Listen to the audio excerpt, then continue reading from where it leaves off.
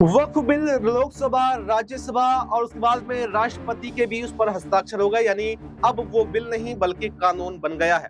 लेकिन अभी भी मुसलमानों के दिल में एक आस बची हुई है और उस आस का नाम है सुप्रीम कोर्ट।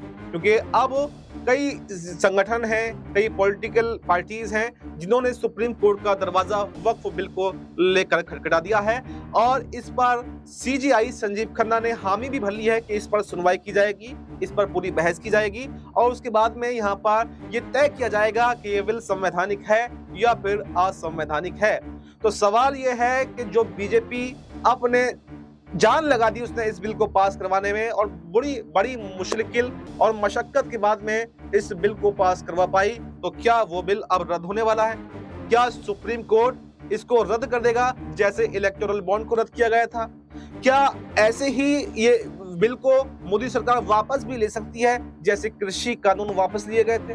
तमाम ऐसे सवाल हैं जो यहाँ पर बने हुए हैं। आपको विस्तार से बताने की कोशिश करते हैं कि आखिर सुप्रीम कोर्ट के पास में वो पावर है भी, क्या वो किसी बिल को रद्द कर दे या नहीं। तो देखिए, आपको बताते हैं कि सुप्रीम कोर्ट किसी भी बिल को जो बनाने की जिम्मेदारी होती है, किसी भी बिल में अमेंडमेंट करने की जिम्मेदारी होती है, वो संसद की होती है और वो संसद कर सकती है। लेकिन सुप्रीम कोर्ट उसमें उसकी जांच कर सकता है और जांच में वो ये देखता है कि जो संविधान का मूल ढांचा है, यानी जो संविधान में समानता का अधिकार दिया गया है, समान नागरिक संहिता का अधिकार दिया गया है और स्वतंत्रता का अधिकार है, अभिव्यक्ति की आजादी का अधिकार है, तमाम ऐसे जो मूल रूप से मूल ढांचा है उसके उनको जांच करेगी क्या उनका हनन तो नहीं हो रहा है। अगर उनका हनन होता है तो ऐसे में सुप्रीम कोर्ट जो है उसको असंवैधानिक बिल करार देकर उसको रद्द कर सकता है। और ऐसा आपने देखा था इलेक्टोरल बॉन्ड का मामला अभी 2024 में ही हुआ था, इलेक्शन से पहले, जिसको सीजीआई, तत्कालीन सीजीआई जो थे डीवाई चंद्रचूड़ ने असंवैधानिक बताते हुए रद्द कर दिया था। तो उसी की तर्ज पर जो है यहाँ पर अब वक्फ बिल को सुप्रीम कोर्ट में चुनौती दी गई है। असदुद्दीन ओवैसी की पार्टी ने चुनौती दी है, कांग्रेस के सांसद मोहम्मद जावेद ने चुनौती दी है, आम आदमी पार्टी के विधायक अमानतुल्लाह खान ने चुनौती दी है, उलमाए हिंद जमीयत उलमाए हिंद ने चुनौती दी है।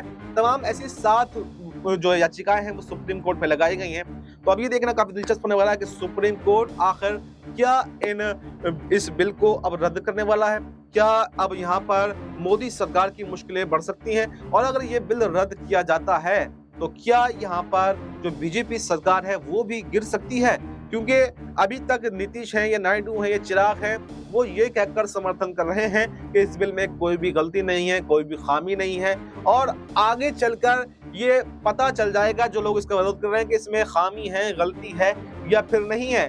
और क्योंकि यहाँ पर मजबूरी एक तरह से नीतीश चिराग नायडू की बन गई थी कि अगर एनडीए में रहना है तो इस बिल का समर्थन करना पड़ेगा और एनडीए से बाहर जाते हैं तो वहां पर भी कई सारी चुनौतियां जो है इनके सामने थी। तो अब सवाल यही है कि अगर ये बिल रद्द हो जाएगा तो मोदी सरकार पर भी कहीं ना कहीं खतरे मंडरा रहे हैं। अगर ये बिल रद्द होता है तो यकीनन चंद्रबाबू नायडू, नीतीश कुमार, चिराग पासवान यहाँ पर एनडीए का साथ छोड़कर इंडिया गठबंधन में जाते हुए दिखाई देंगे और यहाँ पर मोदी शाह को, केंद्र सरकार को बड़ा झटका लगता हुआ दिखाई देगा। सुप्रीम कोर्ट का ऐतिहासिक फैसला एक बार फिर से इस पर आ सकता है, लेकिन अभी कुछ समय लगेगा क्योंकि संसद द्वारा कोई भी कानून पारित होता है तो वो एकदम से सुनवाई नहीं होती है, उस पर पूरा एक लंबी प्रक्रिया है। लेकिन अगर लंबी प्रक्रिया के बाद में भी यहाँ पर वक्फ बिल पर सरकार को झटका लगता है तो बिल्कुल यहाँ पर मुसलमानों की जीत होगी और यहाँ पर केंद्र सरकार गिरती हुई दिखाई देगी। इस पूरे मुद्दे पर आपकी क्या राय है? कमेंट बॉक्स में आप अपनी राय दे सकते हैं। फिलहाल इस खबर में इतना ही।